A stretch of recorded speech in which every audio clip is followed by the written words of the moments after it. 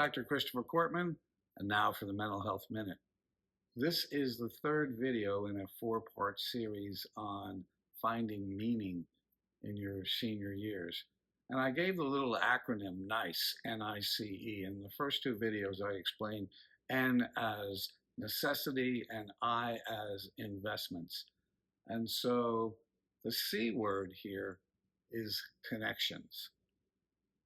One of the things we've learned in longitudinal studies is one of the biggest factors in people feeling well and feeling like they have life to live is connections.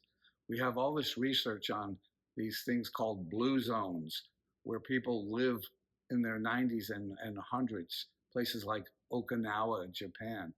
And when we study these blue zones, what we learn is that people have community. They feel connected. They feel like there's a strong affiliation with others. They have friends. There was a fascinating study years ago where old men were divided into two groups. And one group was forced to join a social club or a service club of some kind, and the other group not. And 2 years later, the researchers concluded that the guys who were forced to join a social club were statistically more likely to still be alive. Why?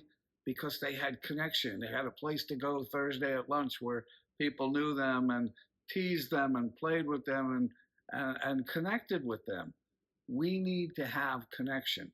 Another longitudinal study from Harvard really found that friendship and long-term relationships and love were so much more important in people's well-being than just about anything they studied, including things like cholesterol.